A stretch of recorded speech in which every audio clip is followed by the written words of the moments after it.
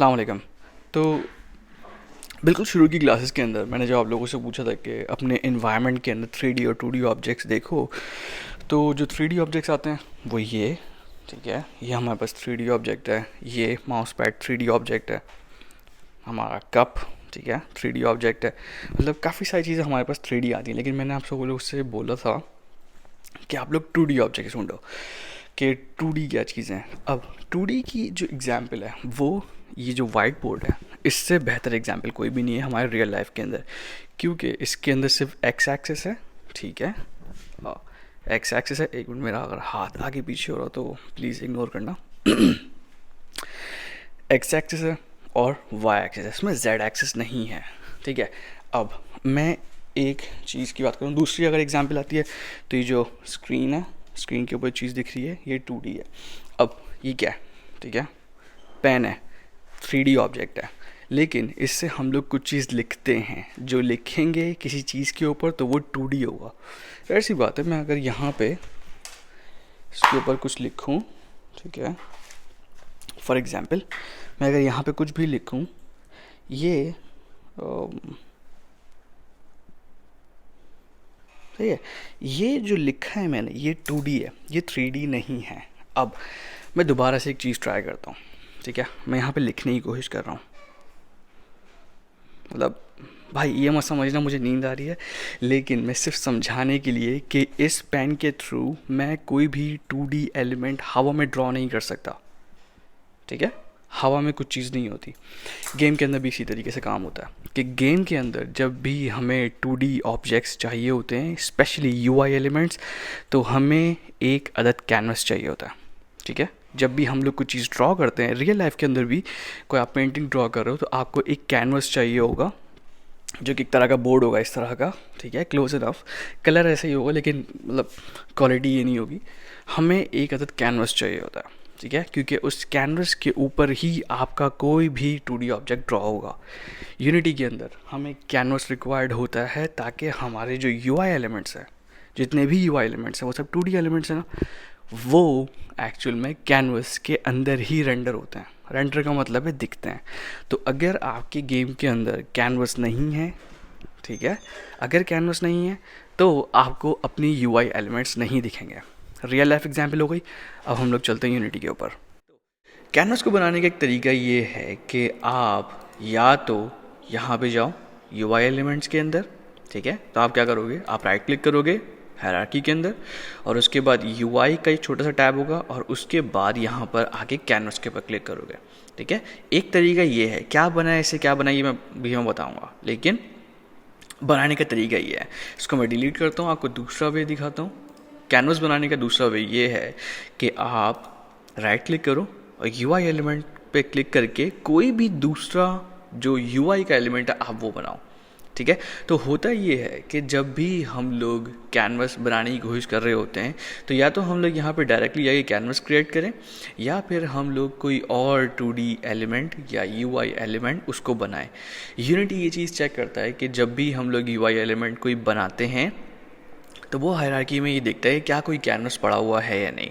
तो अगर कोई कैनवस ऑलरेडी है तो यूनिटी उसी कैनवस के अंदर हमारा जो UI एलिमेंट है वो पॉपुलेट कर देगा। अदरवाइज एक न्यू कैनवस बना के वो जो UI एलिमेंट है वो उसको पॉपुलेट कर देगा। फॉर एग्जांपल मैं यहाँ पर अगर एक सिर्फ बटन बनाता हूँ जो कि एक UI एलिमेंट है, तो बटन में जैसे ही बनाऊँगा तो बटन के साथ साथ उसने कैनवस भी बनाया और कैनवस के अंदर जो है वो वाला बटन लगा दिया।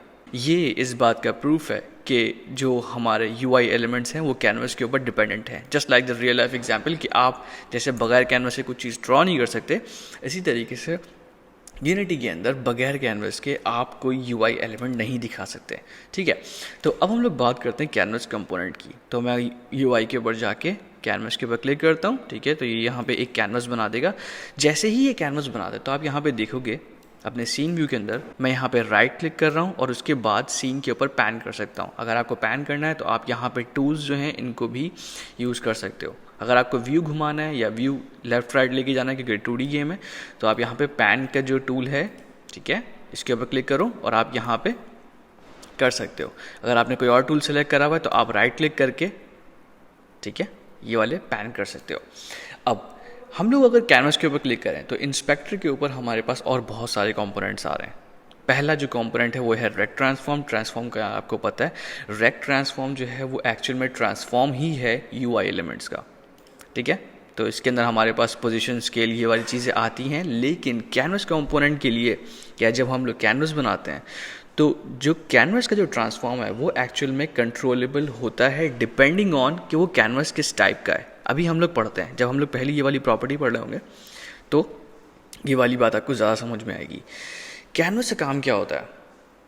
कैनवस से काम क्या होता है यार, हमारे यूआई एलिमेंट्स को अपने अंदर रखना, ठीक है। यूनिटी के अंदर कैनवस क्या करता है, वो होल्ड करता है यूआई एलिमेंट्स को। जितने भी यूआई एलिमेंट्स बनेंगे, बटन बनेगा, टेक्स्ट बनेगा, कुछ भी चीज़ बनेगी, वो कैनवस के अंदर ही जाएगी। तो मैं यहाँ पे आपको दोबारा से करके दिखाता हूँ। जब इससे पहले हम लोगों ने एक बटन बनाया था तो यूनिटी ने एक कैनवस बनाने के बाद बटन जो है उस कैनवस के अंदर ही डाला था, ऐसा ही है।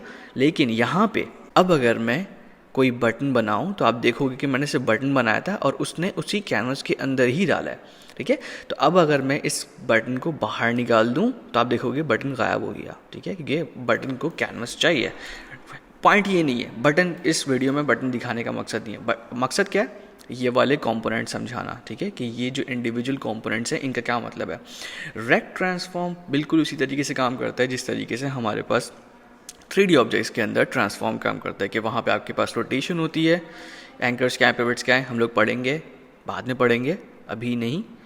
रोटेशन होती है, स्केल होता है। स्केल और रोटेशन आप देखोगे यहाँ पे ग्रे आउट हुआ है, और उसका रीज़न ये है कि जब भी हम लोग कैनवस बनाते हैं तो जो पहला कंपोनेंट हमारे पास यहाँ पे दिख रहा है जो कि कैनवस से रिलेटेड है, उसका नाम है कैनवस, ठीक है। उसकी जो प्रॉपर्टी सेट होती है रेंडर मोड, इसका मतलब ये है कि क्या ये कैनवस पूरी स्क्रीन के ऊपर फैला हुआ है, ठीक है, या किसी एक पर्टिकुलर कैमरे के ऊपर फैला हुआ है, या फिर ये दुनिया में फैला हुआ है। इसका मतलब क्या है, ये बहुत कंफ्यूजिंग है। ऐसे समझो कि हमारे पास जो करंट कैनवस है इसको सेट हुआ हुआ है स्क्रीन स्पेस ओवरले। इसका मतलब ये है कि हमारे गेम के अंदर कुछ भी हो जाए, ये कैनवस जो है हमेशा टॉप के ऊपर रहेगा। आपने देखा होगा हमारे गेम्स के अंदर पीछे चीज़ें चल रही होती हैं लेकिन सामने जो है बिल्कुल एक बटन और ये वाली चीज़ें लग रही होती हैं। हम लोगों ने जब गेम एनालाइज करे थे, जो बॉटल जंप का जो गेम था उसके अंदर भी हमारे पास पीछे बैकग्राउंड में चीज़ें चल रही थी लेकिन सामने जो है वो बटन्स थे, ठीक है। तो बिल्कुल यही काम करता है screen space overlay. Render mode जो है वो एक्चुअल में ये बताता है कि किस तरीके से रेंडर हो रहा है, किस तरीके से दिख रहा है। यहाँ पे हमारे पास 3 ऑप्शंस हैं। पहला ऑप्शन है स्क्रीन स्पेस ओवरले। इसका मतलब ये है कि कुछ भी हो जाए, ठीक है, स्क्रीन के पीछे कुछ भी आ जाए, जो कैनवस है ये आगे रहेगा, ठीक है। कुछ भी हो जाए, ये कैनवस जो है सारे अदर 3D गेम ऑब्जेक्ट से आगे रहेगा। जो भी एलिमेंट इसके अंदर आएगा, इस कैनवस के अंदर, वो फ्रंट के ऊपर रेंडर होगा या फ्रंट के ऊपर दिखेगा। दूसरा जो ऑप्शन हमारे पास आता है वो आता है स्क्रीन स्पेस कैमरा। अब जब हम लोगों ने यहाँ पे इसको सेलेक्ट करा तो हमारे पास कुछ और जो है वो प्रॉपर्टीज़ खुली हैं। स्क्रीन स्पेस कैमरा जो है ये हमारे पास तब ज़्यादा हेल्पफुल होता है जब हमारे पास सीन के अंदर एक से ज़्यादा कैमराज आते हैं, ठीक है, एक से ज़्यादा कैमराज आते हैं। आपने देखे होंगे कुछ गेम्स के अंदर, स्पेशली कट सीन्स के अंदर, कि जब हम लोग गेम खेल रहे होते हैं तो यूआई एलिमेंट्स हमारे दिख रहे होते हैं, ठीक है, लेकिन जब वो कट सीन चलता है, सीसीटीवी कैमरा चलता है, कोई भी ऐसा नॉन इंटरेक्टिव ज़्यादा कोई एलिमेंट चलता है, ठीक है, गेम्स के अंदर, तो वहाँ पे आपको यूआई नहीं दिखती, ठीक है। वो इसी तरीके से काम होता है कि हम लोग यहाँ पे स्क्रीन स्पेस कैमरा सेलेक्ट करते हैं। इसके बाद ये होता है कि सिर्फ एक कैमरा जो है वो कैनवस दिखाता है और दूसरा जो कैमरा है वो कैनवस नहीं दिखाता। मैं यहाँ पे आपको एग्जांपल दिखाता हूँ। हमारे पास ये मेन कैमरा है अभी, ठीक है। इस मेन कैमरे का प्रीव्यू ये है। मैं यहाँ पे अगर क्लिक करूँ तो ये वाला कैमरा ये चीज़ रेंडर कर रहा है। मैं एक और कैमरा बना लेता हूँ, ठीक है। मैंने बना लिया कैमरा, छोड़ दो इसकी प्रॉपर्टीज़ क्या है, ठीक है, सब छोड़ दो। अब मैं कैनवस के अंदर एक बटन बनाता हूँ, ठीक है, एक बटन बनाता हूँ और यहाँ पे मैं मेन कैमरे के ऊपर अगर क्लिक करूं, ठीक है, या मैं अपना कैनवस के ऊपर क्लिक करूं तो यहाँ पर आपको दिखेगा कि मेरे पास ऑप्शन है स्क्रीन स्पेस कैमरा, तो मैंने सेलेक्ट करा हुआ है, लेकिन यहाँ पे रेंडर कैमरा के अंदर मेरे पास नन करंटली आ रहा है।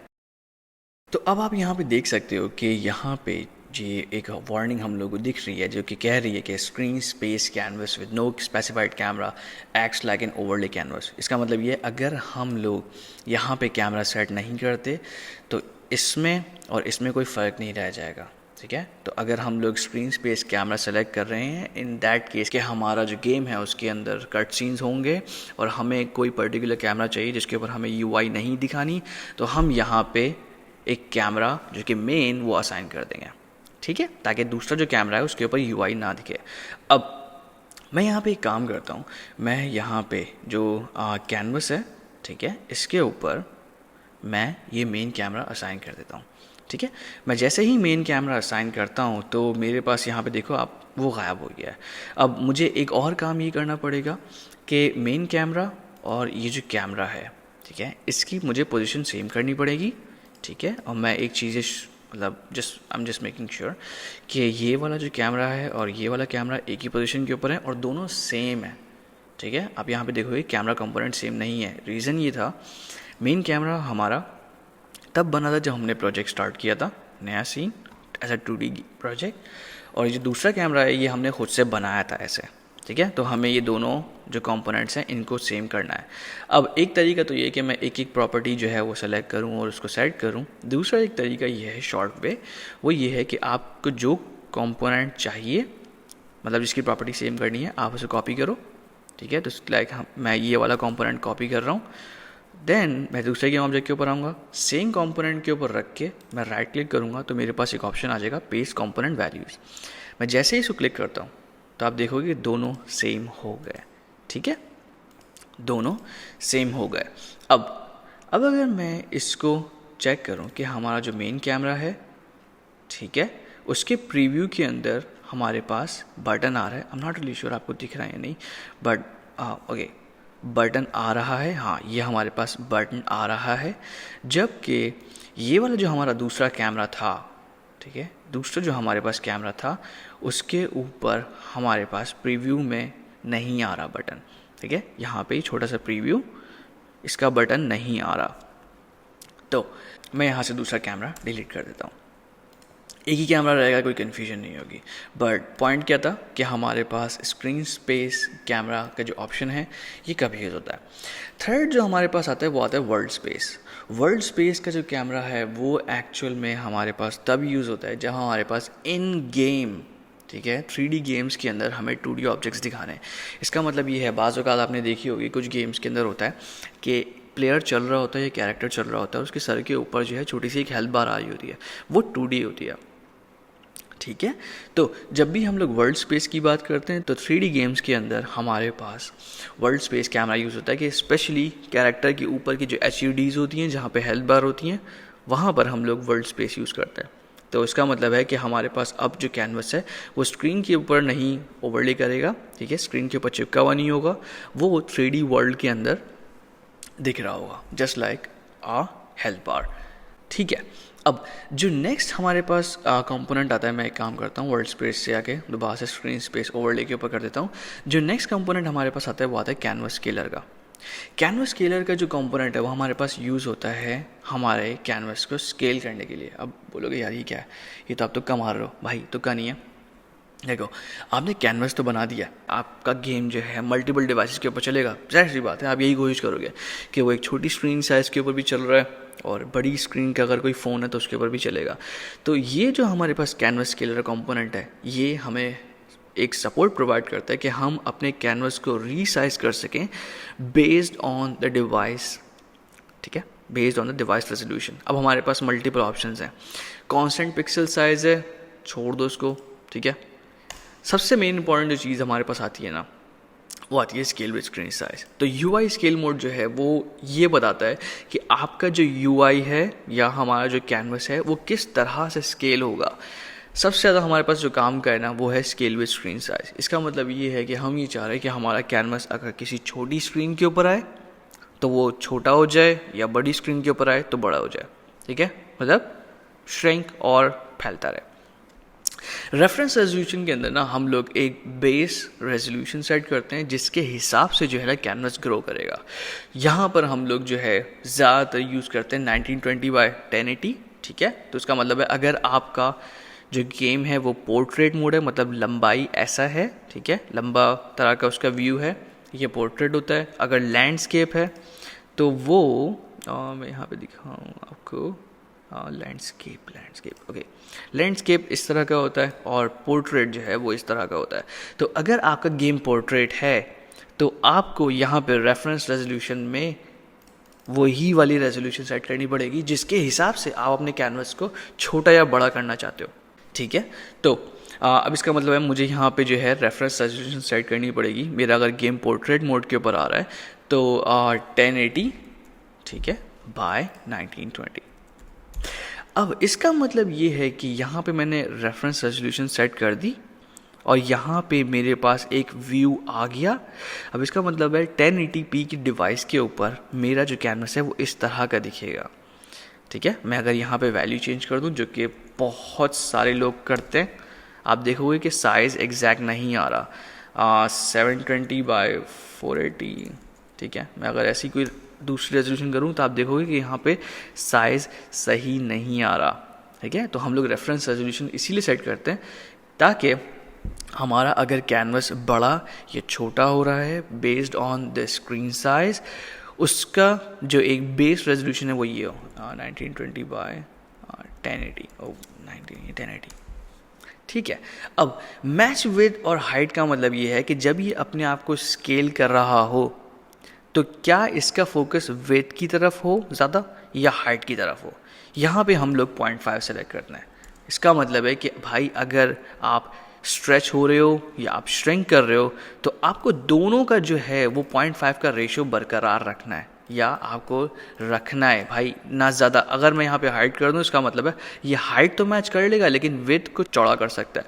अगर मैं यहाँ पे विड्थ को कर दूँ तो इसका मतलब है कि ये विड्थ के ऊपर तो सही रहेगा लेकिन ये हाइट छोटी बड़ी कर देगा, ठीक है। तो मुझे यहाँ पे 0.5 सेलेक्ट करना होता है ताकि मेरा जो कैनवस है अगर वो श्रिंक या स्ट्रेच हो रहा है तो वो विड्थ और हाइट दोनों को बैलेंस रखे, ठीक है। अब जो नेक्स्ट हमारे पास कंपोनेंट है वो है ग्राफिक रेकास्टर।